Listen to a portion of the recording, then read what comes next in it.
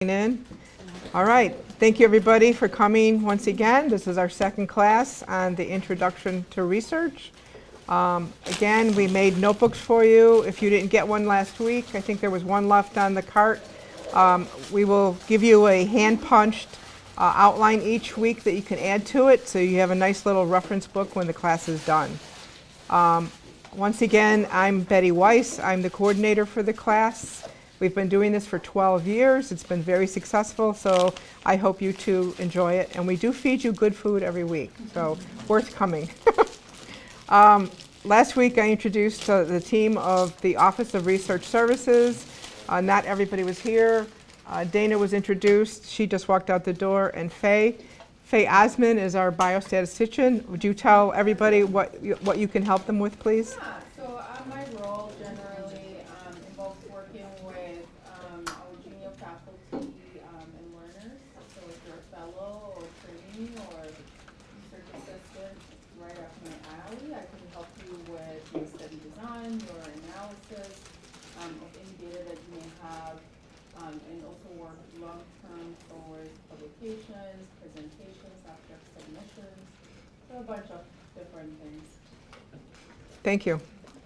Once again, I want to go around the room because I want to kind of get people's name with the sign-in sheet. So would you start, please? Amanda Young. Utiba Robles. Actually, say your division, too. What division are you with? Infectious disease. Thank you. I'm in geriatrics. Sarah Lewis, geriatrics. Martin Lee with cardiology. Noah Buddy, infectious disease. Kathy Ranke, cardiology. Vanessa Kennedy, geriatrics. Priyanka Bhopli, hematology. Elizabeth Taff, nephrology. And Nick Lambrew, geriatrics. Sally Dallas, infectious disease. Madeline Otis, allergy, pulmonary and critical care. Ruwan Karman, endocrinology. Lindsay Taylor with infectious disease. Back here. Yehoshi, pulmonary sleep lab. Monica Messina, rheumatology. Dana Cushnet, Department of Medicine Administration. Back here. Cardiology. Clint, why don't you introduce yourself? I'm Clint. I'm with administration. Okay. And we talked to Faye. Jared Godfrey, infectious disease. Okay. Infectious disease. Okay. Okay, again, welcome. When I do my presentations, everyone is my favorite one, so you just have to bear with me. I'm from Chicago. I talk fast. If I do too fast, wave me down. This, to me, is the key lecture to the whole series, in my opinion. But like I said, I love them all. So this is to get you motivated to do writing. Not everybody in this room is going to be writing, but you may be assisting the PIs to write. So in any case, this is great information, and hopefully it will be motivating skills. I will be sending out an email maybe by next week. We're having a guest come in April 14th, and he will be presenting this type of thing all day long. It's to be stimulating, and it's a great workshop. It costs $30,000 to bring him here, so we do it every other year to help motivate writing in the department, so I hope people can come. All right, so grant writing success. So how do you get started? Well, first of all, you have to figure out, as you're working or whatever, you think there's some kind of a need.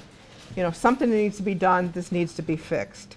And then you start to develop your idea to fix that need.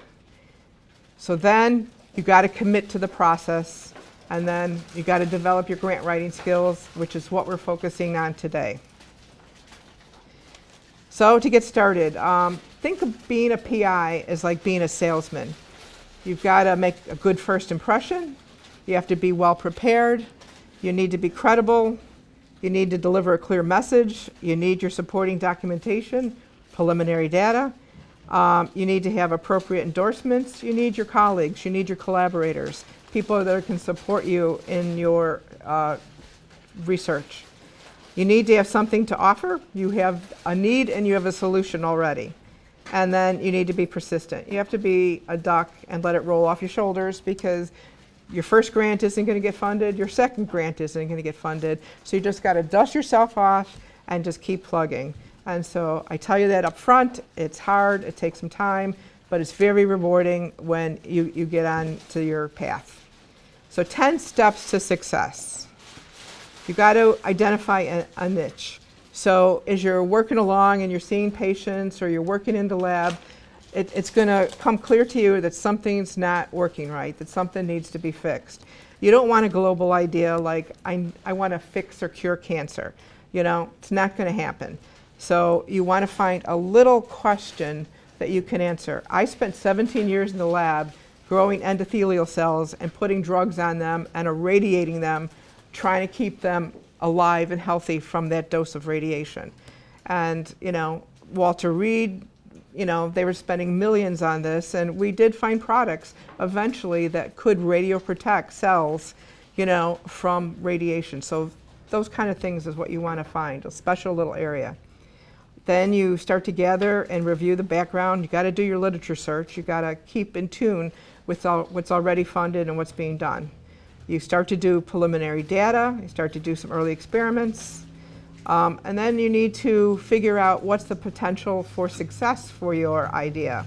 So you got to look to see what's funded, what's not funded, you know, take it to other investigators to see if they think it's a good idea. And then you need to develop constructive criticism. So you've got to look at it analytically, you know, what do you really think how far this can go? Talk to your colleagues, get everybody's opinion. Refine your idea. You know, what impact will it have on the field? Practice writing. You know, you're going to have to publish, you're going to have to write grants. So developing good writing skills from the get-go is important. Make sure you have good collaborators and good mentors that can support you along your research path. Understand the agency mission, which I, you know, sent home last week. So start to look at whether it's agencies, what their mission is, NIH, you know, what do they want to fund? And then understand the peer review process, which we'll talk at the end of today's lecture. Okay, a tool. So NIH puts out Reporter, and it's a searchable database. It's user-friendly to a certain extent. You can find out by institution what's being funded. You can look up certain PIs. You can look up different universities. You can look up topics. But this is a good starting place to find out what NIH is funding and by how much and whatever. So just a tool to point out. And this is what it looks like. They've now got a matchmaker component to it. I haven't utilized that, to be honest, but it's supposed to be good. So application strategy. You got to start by planning and communicating your idea. Then you got to sit down and think it through. You know, do you have data to start writing a grant? And then write an outline or a draft of your specific aims. You're going to work on that specific aims page from the day you develop your idea to the day the grant gets submitted. So it's a one-page outline that you're going to work on over and over. And why plan ahead? A good concept and a compelling question, you know, will go far. So the more you think about it and work it out, you know, the better it's going to be. If you're going NIH, there's 27 institutes, 24 actually, as we pointed out last week. So you want to match up with the appropriate institute if we're going federal. And if you start early enough, you want to have enough time so you can do all this. And the more time you have, you're going to reduce the stress. And of course, a better grant application. So create time. Look for funding opportunities. Write a competitive proposal. You're going to get it critically reviewed. And how far in advance should you start? This is per NIH. So this is an old slide from a meeting I attended, you know, 20 years ago. But they still put this up. So they say you should start thinking about writing a grant about 8 or 9 months before the deadline. And then you outline your ideas, you brainstorm your idea with your colleagues, maybe even with NIH if that's where you're going, or the agency that you're contacting. And then by about 6 months, you should be putting something in writing. You should know the parts of the grant that you need, which we're discussing today.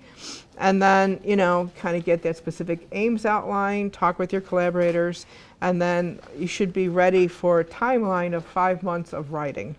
And then, there's admin pages that you need to worry about at the end, and then have a good copy 2 or 3 days before your deadline, so it's not last minute. But I guarantee you it doesn't always work that way.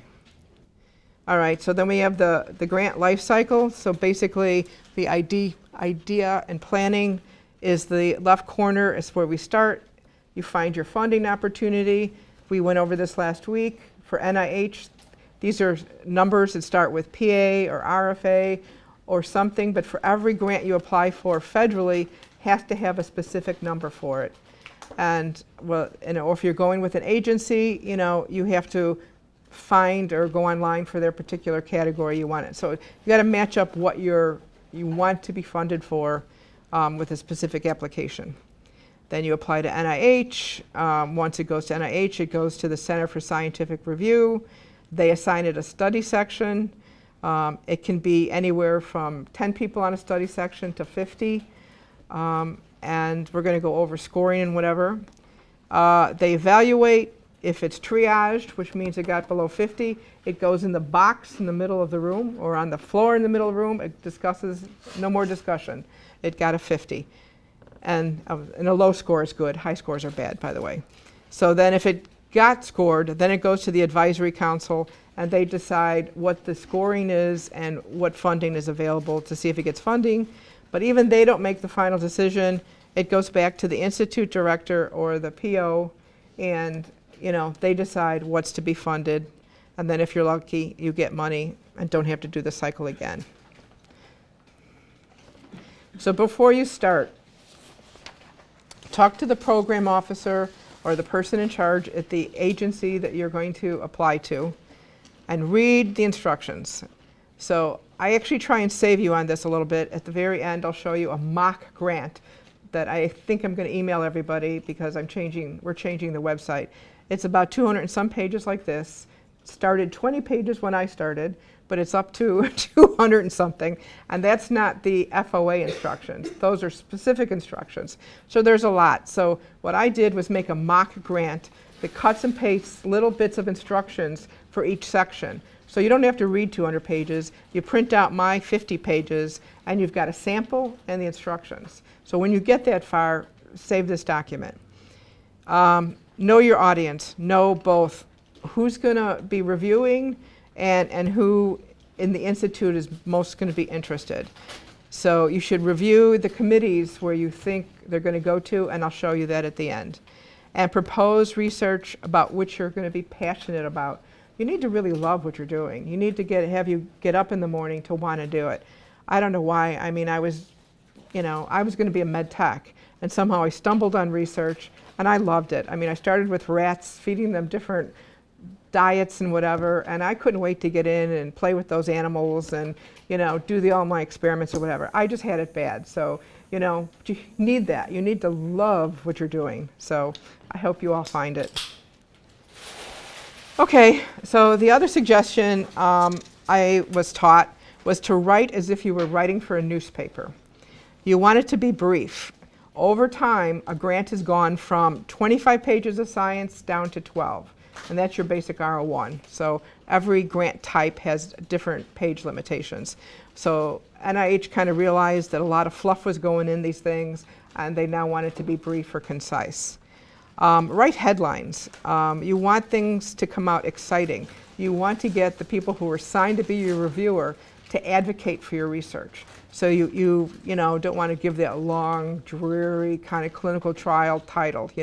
You want something, and I'm going to use the word sexy. You want something sexy that's going to jump out at people. Your paragraphs. You should have introductory paragraphs. Let people know what you're trying to start talking about. And each paragraph should make a point, and they should be simple, declarative sentences, and kind of avoid weak words and half-full words. Again, talk with your PO. Said this before. See if you can call your PO and give him an outline of what you want to propose, and see if he'll talk to you on the phone and go over it. You want to know if it's going to fit the mission, fit the institute's interest. You want to get those funding announcements out. I told you last week how to subscribe to get weekly funding announcements. Even if you're 5 years away from writing a grant, it's a good idea just to every Friday take 5 minutes to see what NIH is interested in. It's a good thing to get into if that's your future. Okay, and then you can talk to them about what grant mechanisms that institute is using. Like some have R03s and R21s, not all of them do. Again, send your specific aims, and then email him something and then ask for time to talk to him. All right. Any questions so far? All right. Parts of an application. So yes.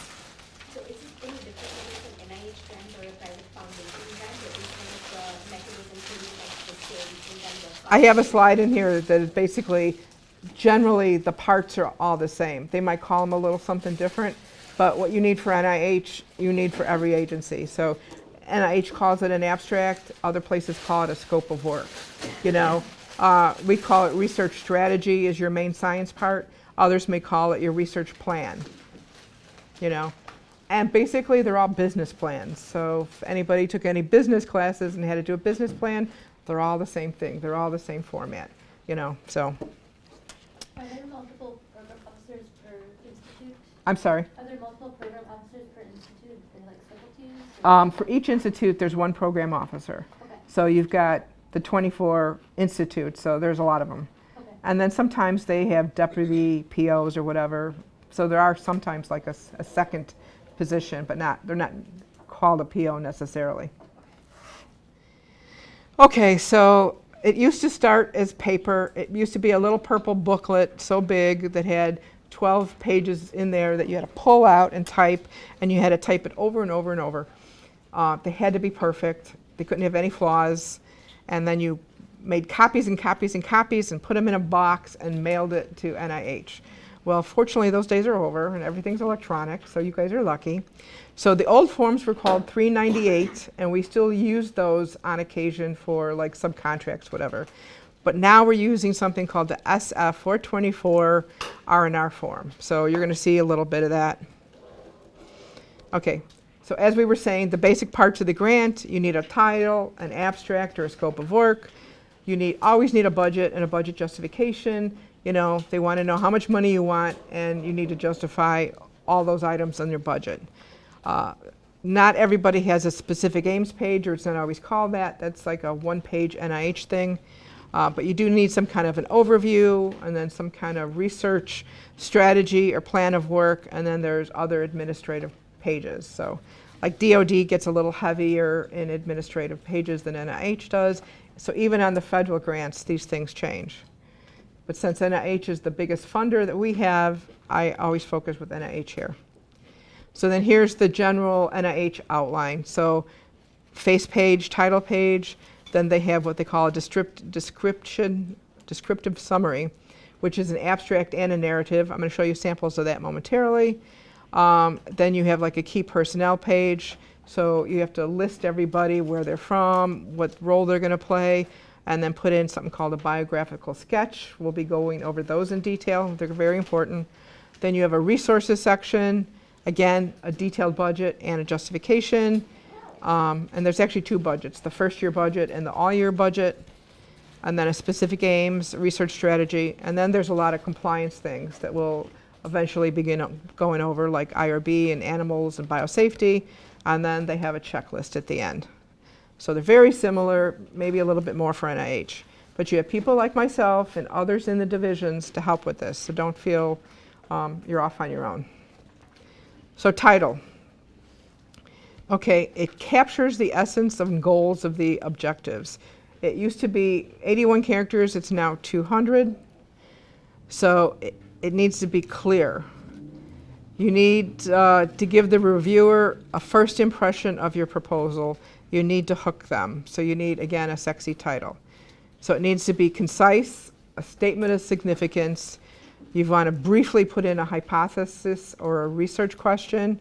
And I don't know, they say methods and analysis, but I don't agree with that, to be honest. And some reviewers may only read your title and your abstract, so you want it to be good. The abstract then represents the big picture. What happened? It's on a timer. Oh, okay, concisely. Your abstract is your second hook to attract the reader. And if you haven't attracted your reviewer or your reader after the abstract, you're going to sink. Okay, so there's two parts to the project summary. First is the abstract we just talked about. And again, succinct and a good description. You have to state the broad long-term objectives, and it's limited to 30 lines of text. So we're going to go over limits of space, and margins or whatever, so it's going to be a 0.5 margin, 30 lines of text. So it's one of the most important sections. It's read by all reviewers. It needs to be written in plain English so it can be interpretable by laypersons, and it must convey your enthusiasm for the project. Your specific aims page and your abstract are probably 2 pages you're going to write up until it's just about to go out and be funded. So it's usually written last, but shouldn't be written at the last minute.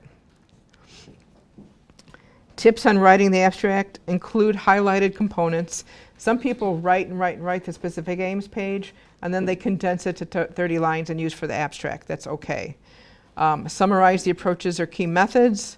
It should be a brief sentence or two for methods in the abstract. And make sure the importance to the agencies or institutes' mission is emphasized. So that mission word once again. Sample. So here's a 30-line text from one of our cardiologists. So I'm not going to try and read that. But then there is the narrative, which is the second component of the project summary. And this is the relevance. Why is this important? And it's only 2 or 4 sentences and in lay terms. So that same abstract is kind of condensed to a few sentences, and it's written in more lay terms than maybe the abstract was. So anybody should be able to read this and totally understand what your grant is about. So then the important specific aims page. This one page needs to grab your reader.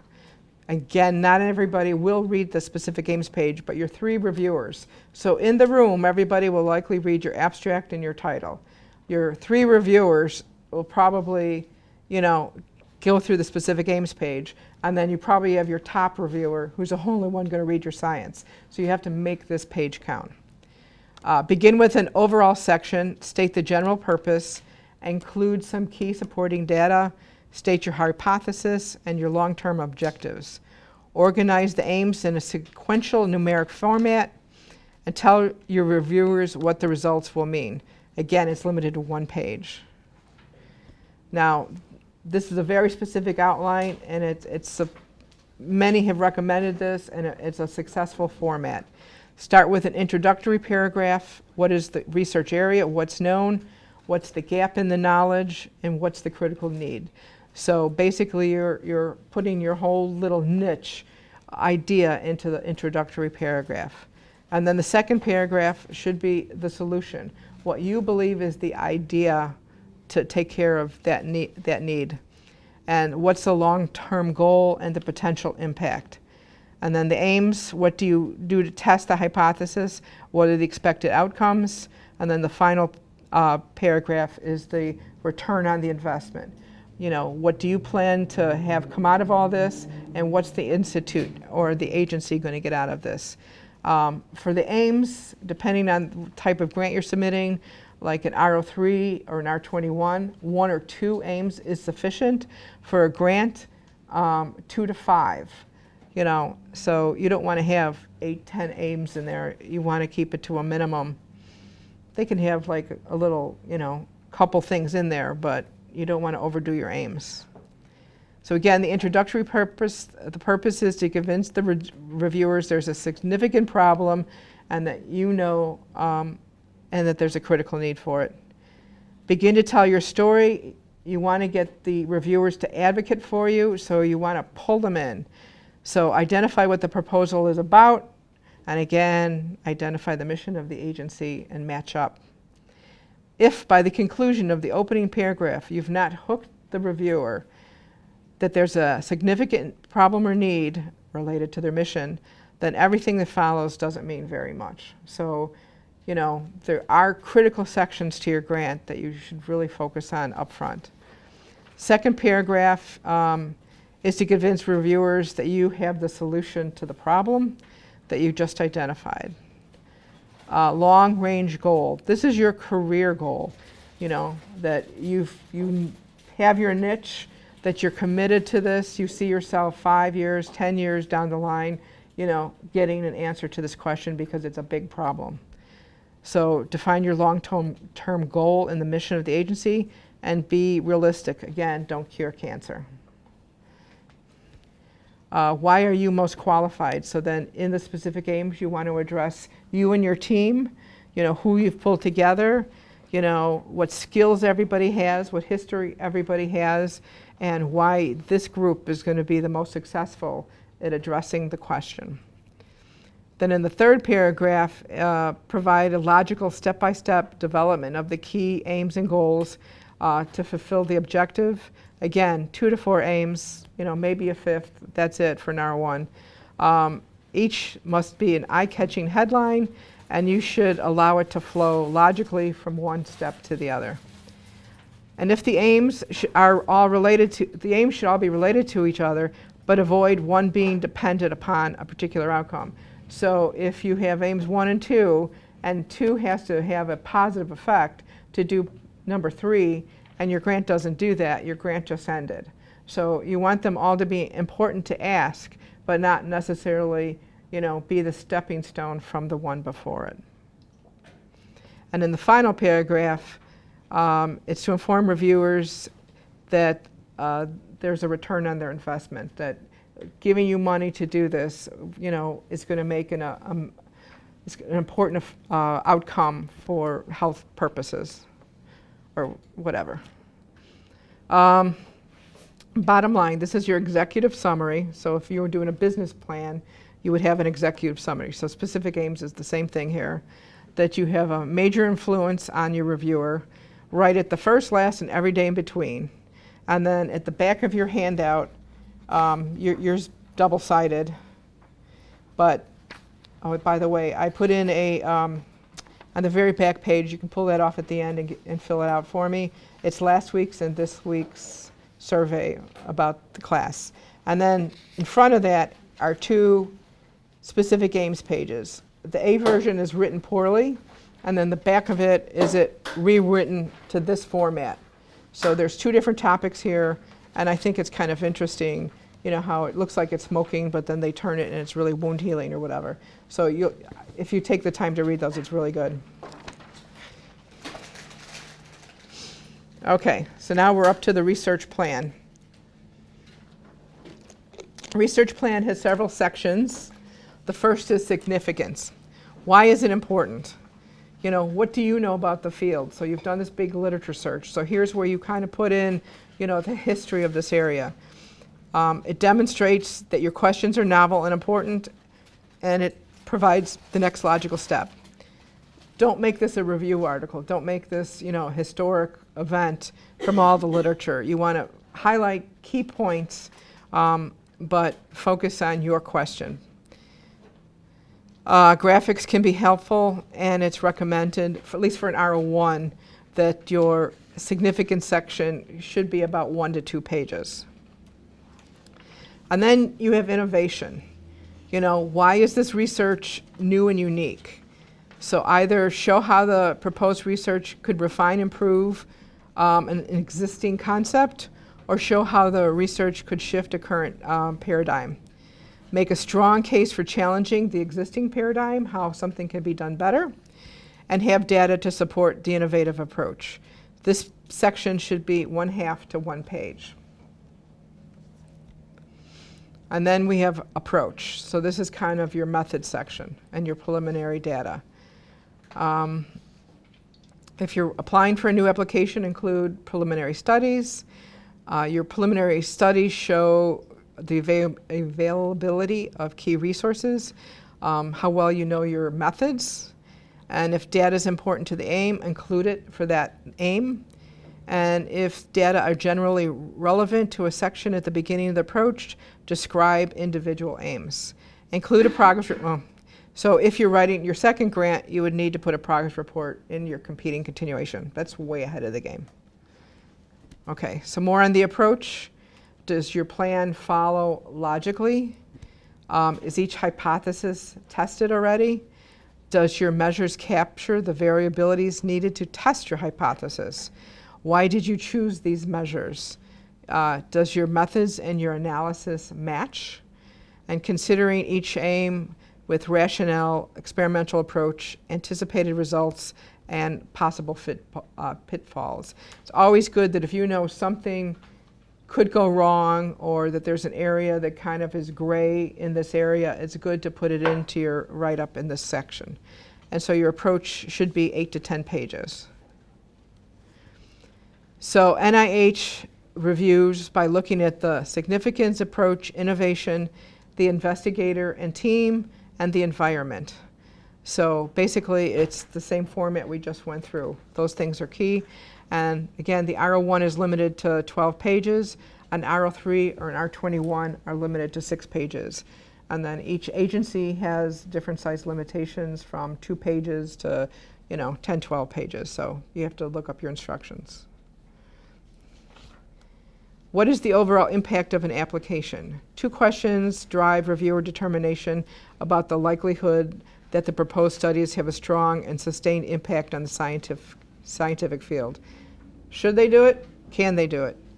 And if the overall impact is not, mathematically related to the score criteria. So the scores they give are just, empirical numbers. They don't necessarily kind of score each section or whatever is what they're saying. So core review criterion 1, significance. Should they do it? Does this study address an important problem? If the aims are achieved, will scientific knowledge be advanced? And what will the effect on concepts or methods drive this field? And then the investigator, are they the right ones to carry out the work? Is this the appropriate team? What do they bring together in expertise to do this work?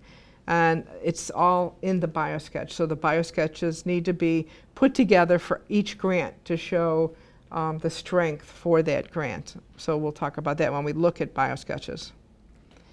And then innovation. Does the application challenge and seek to shift the research or the practice paradigms? Are the concepts, approaches, or methodologies, instrumentation, or interventions novel?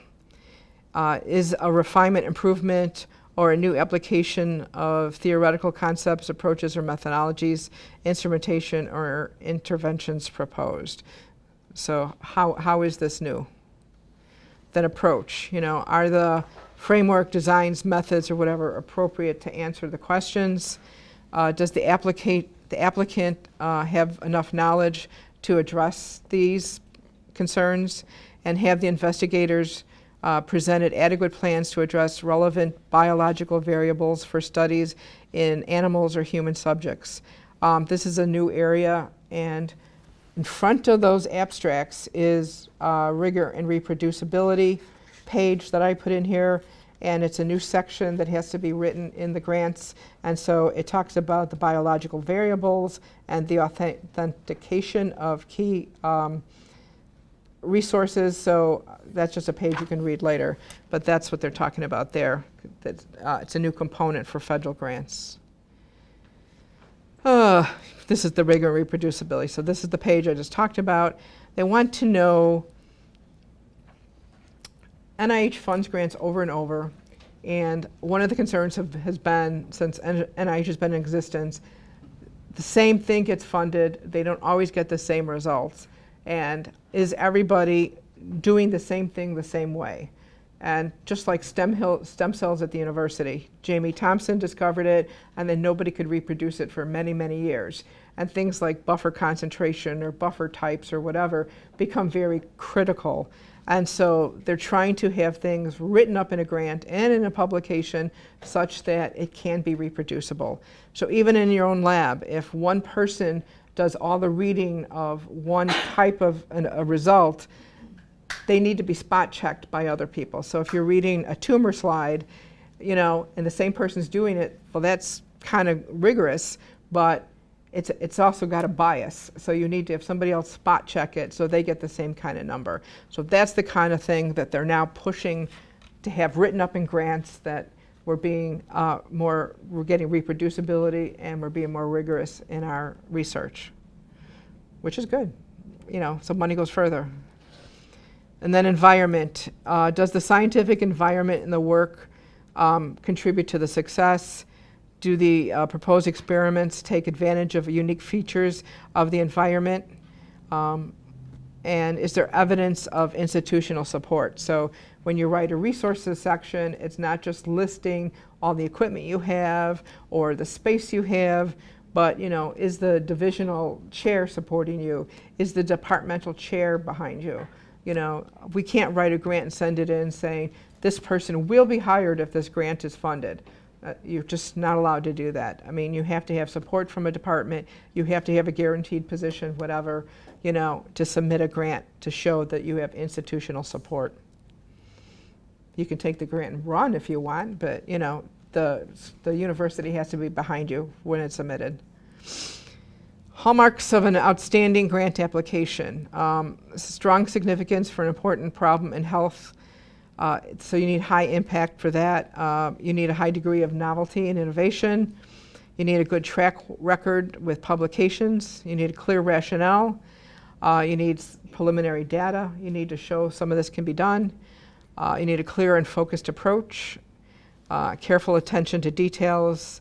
You know, nowadays it's easier with spell check and all these things, but it's amazing how grants used to go out when they were, you know, when we were just beginning in WordPerfect and Word and whatever. I mean, people would put in such sloppy grants, it was sad, but now this looks better, or it should look better. What are reasons for a weak application? It's descriptive or incremental projects. One of the grants my boss and I wrote when we were in the lab, we actually were told it was Cooney Lemel. We were counting notches on a straw. So we basically said, okay, we're going to grow a bunch of endothelial cells, and we're going to put this drug on it, and this drug on it, and this drug on it, and this drug on it, and measure this assay, and this assay, and this assay, and see what it looks like. And they said, you have no question. You know, you're just putting drugs on cells and seeing the outcome. You know, you got to pick your drugs based on some, you know, biochemical premise. So, you know, we were just doing descriptive work. We were just, you know, so we learned. It can't be too ambitious. It can't lack focus. I've seen people who put in 12 specific aims. They can't possibly do more than 1, 2, or 3 that they've proposed. It's just overly ambitious. And it doesn't get funded because it becomes unreliable science. You need to, if your track record is weak, if you don't show that you have the expertise to do what you propose, if it's unsupported, and you know, the reviewers don't know the area like you do, so if you don't actually, you know, write in the details to help them understand, it's not going to be good. If the approach is flawed, if you're trying a technique that others see is not doable, you're not going to get funded. And again, poor writing or lots of errors or whatever kind of make a weak application. So in addition to those science areas, there's lots of administrative pages. So you can add in an appendix, but this is now very limited because they don't want it to look like you're adding to the science by putting a lot of material in appendix. So if you have a survey or something that goes out to patients, that's allowable, but you can't say you're doing all of Wisconsin and then you put in special pages in the appendix to represent 5 other institutes with statistics from all those institutes or whatever. That's kind of extending your research pages and not allowable. You do have a bibliography and references section, and that's unlimited. There's a consortium contractual arrangement section. If you're adding somebody from another university in there, you have to write a small paragraph as to who and why. Consultants are people from outside the university, so you make a list of people that you are including in on your grant, and that section gets written up and put in. Facilities and other resources.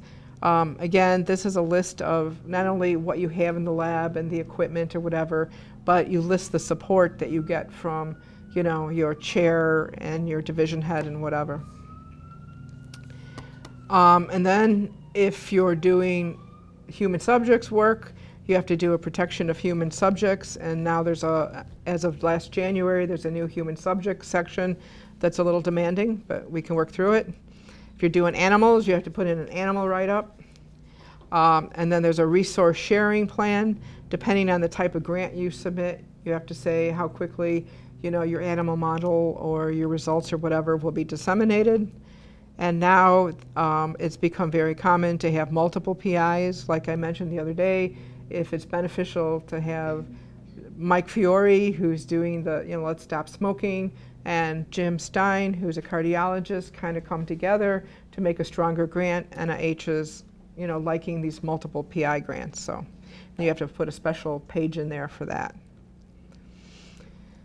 So one of the criteria is who are the investigators, and we list who they are and sell them by their biosketch. We want to show on the biosketch how well they're trained, their level of expertise, whether they have other grants, and you know, you want the biosketches to show that you have an administrative team that can bring the grant together. And we'll go over in detail the biosketch, I believe, next week. The environment resources section, you know, what's your scientific working environment? You know, who's collaborating? What is their labs like? So it's not just a listing of equipment, although that is included, but you want to write up the environment. And, you know, like we have facilities that are off-site, so, you know, you may need, you know, some of these others to include, or, you know, so you write up all those in, scientific environments. You talk about the proposed experiments and how you can do them in the environment, and again, evidence of institutional support.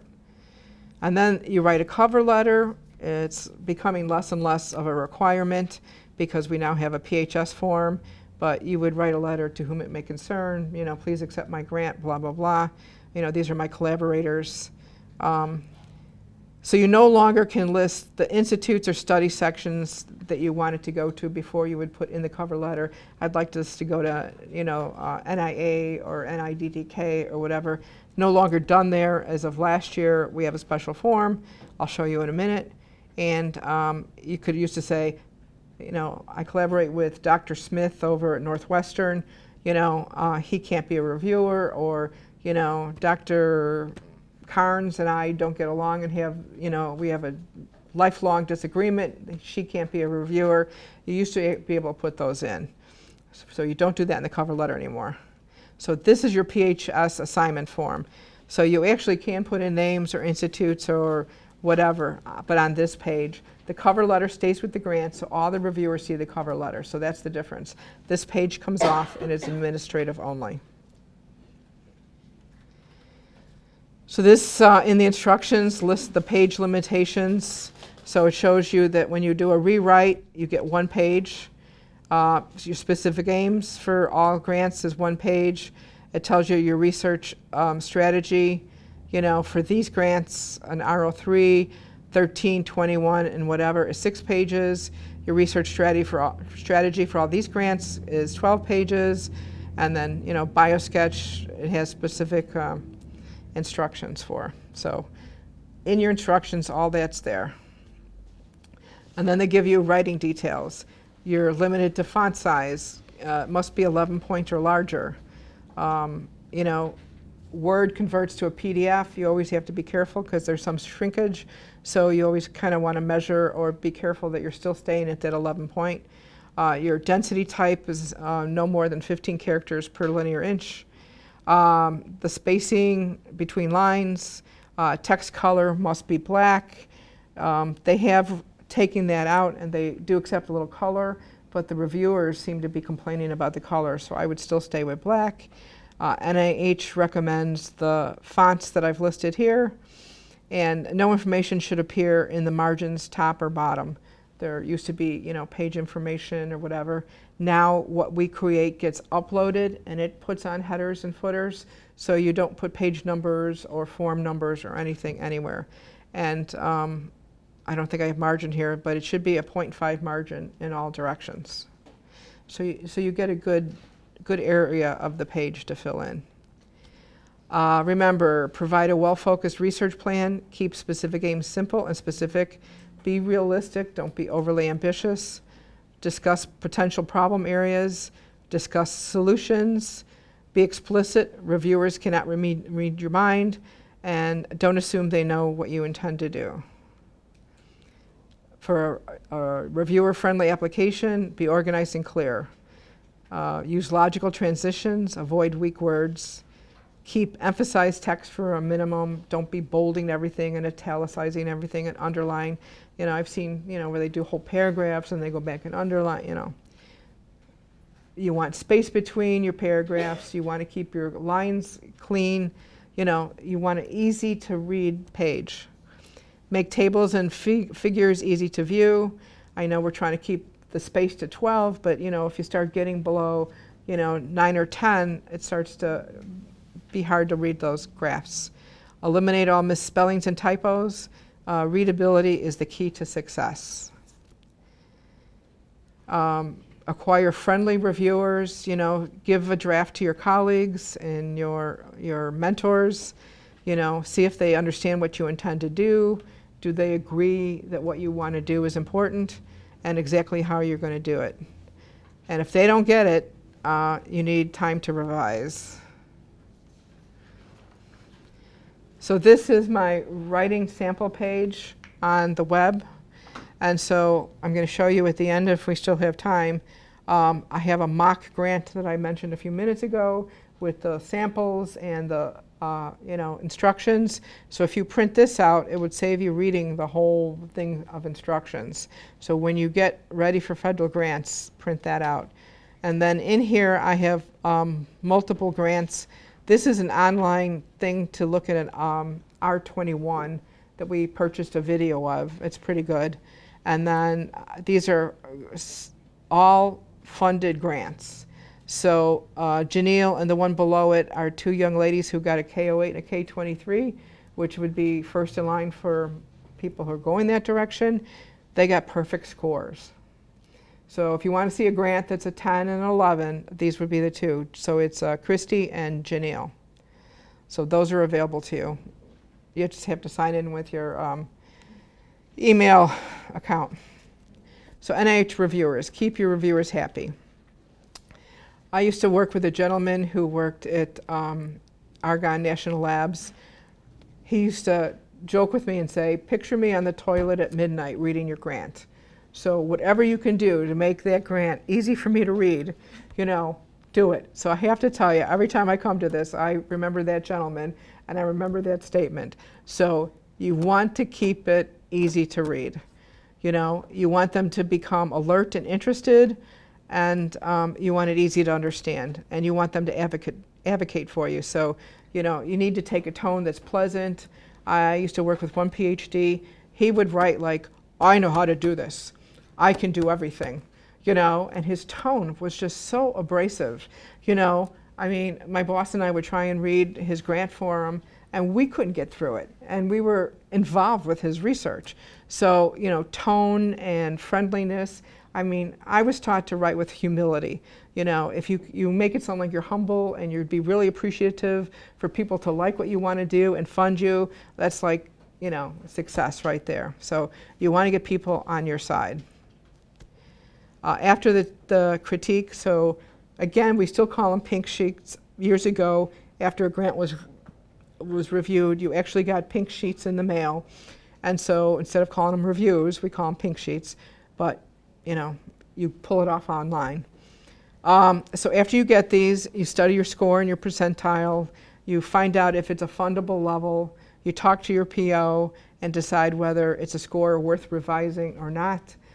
Some might be just a few numbers off. Again, it goes from 10 to 90. So you might get funded between 10 and 15, and you got an 18. 18 is worth doing, but if you got a 40, it might be better starting over and doing a new submission than trying to fix it. But it all depends on what they spell out in your pink sheets as to how bad the data is or what they saw was wrong with it. So discuss that pink sheet with the PO. And then when you're revising and resubmitting, write a clear introduction section. Again, it's 1 page. Don't focus on the stuff that they said is good. Focus on the criticisms. Respond constructively. Don't start doing, you're wrong, you're stupid, what I said is correct. So, and believe it or not, people write this stuff. So they just get so mad. You gotta set it down, let it go for a few days, and then, start to correct what you need to correct. Acknowledge and accept the help of the reviewers. You always say, well, thank you for your criticism in stating blah, blah, blah. Don't be argumentative, and don't be abrasive or sarcastic. Again, timeline, I suggest you start 8 or 9 months out with your idea. Start writing by 6 months, and just be ready to write and rewrite and share it and send it out and get feedback as often as possible. The NIH page for writing tips can be found here, and they have all kinds of about grants and how to write and whatever. It's very useful. Okay, the last section then is study sections. Again, your grant goes to the Center for Scientific Review. They're the ones that used to collect the boxes and put them in a warehouse for 2 months. Now they get it electronically, and then they have to review them all, and then they assign them to study section. So your scientific review officer is usually a doctoral level scientist with expertise in the area. She manages the overall peer review process, and your scientific review officer assigns at least 3 reviewers. Then of each study section, there's a chair that's supposed to be kind of a generalist for that topic. And there's hundreds of study sections. There's like 400, 500 of these things. And so this is the website you can actually go to and look at what study sections exist and see if you can figure out where yours might go. Believe it or not, PIs get very good at this. And this is a long list.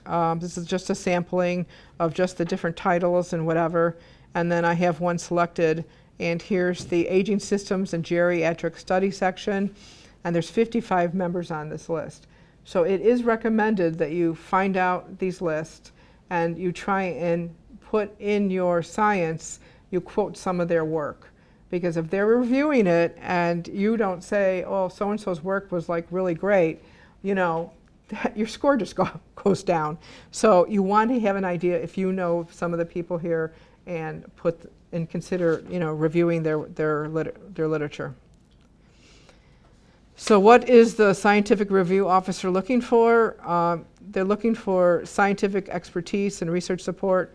They want somebody who's got at least a PhD or an MD, mature judgment, they can work with the group, that they have good perspective, impartiality, diversity, and I don't know why they say geographical distribution, but I guess so they can meet. At the meeting then, if there's any conflict, somebody has to leave the room. So if it's somebody from your department at your university, even if you don't collaborate with them, they usually have to leave the room. The first reviewer introduces the application and provides their critique.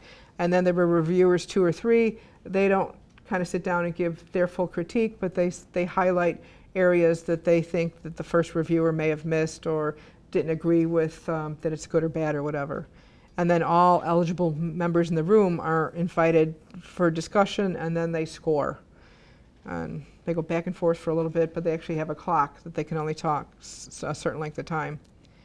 And then they only focus on the best application. So if the 3 reviewers are saying, this is triaged, I don't even want to score it, like I said, it gets thrown in a box in the middle of the room, and the PI doesn't get pink sheets, they're just told that it was not scored. So you basically don't know what to do with it after that because it was below 50% of the grants in the room. What are the reviewers looking for? All the criteria we've mentioned: impact, exciting ideas, clarity, realistic aims and timelines. They want it to be brief and They want to see if you note the limitations of the study, and they want a clean, well-written application. We mentioned the criteria of significance, investigator, innovation, approach, and environment, and in their critiques, they address all those areas. The scoring, they actually do it in a 9-point, and then when the PI gets their score, they add a 0. I'm not sure why. So the reviewers would be saying this is a 1 or an 8 or whatever, and then, like I said, it comes back to us with an extra digit. And then there's new investigator status and there's early investigator status. And this is for R01. So if you've never received an R01, you're a new investigator. If you've never received an R01 and you're within 10 years of your terminal degree, you're an early stage investigator. You put this information into Commons, and it gets picked up automatically with your application. And the early investigator and the new investigators get pulled together in a pile after they're scored, and they get treated a little differently, and they have a little higher potential for being funded. So if you are an early stage or new, it's important to make sure it's noted. Your summary statement provides scores for each review criteria. The critiques are from all 3 reviewers. So once they have the whole discussion, they write this, so they may pull some of the information from the other reviews as well. Then you get an overall impact priority score and then a percentile ranking. And if you get a good score, then it goes to the second panel, the advisory board, which then suggests or doesn't suggest whether or not it's recommended for funding. So here, if you're interested, this is 2 peer review videos on YouTube. One's 14 minutes and it's kind of cute, and the other one's a little lengthy. But if you really want to see what it's like to listen to a panel reviewing grants, you can click onto these. So overall, a strong idea, strong science gives you a strong application. We did it. I got through. Thank you for coming. Any questions? If you would, pull off the back page. If you were here last week, fill out both sides. If not, just fill out the one side and get it back to me. I used to do these at the end, but then we wouldn't get the whole crowd there, so I think it's better to do it this way.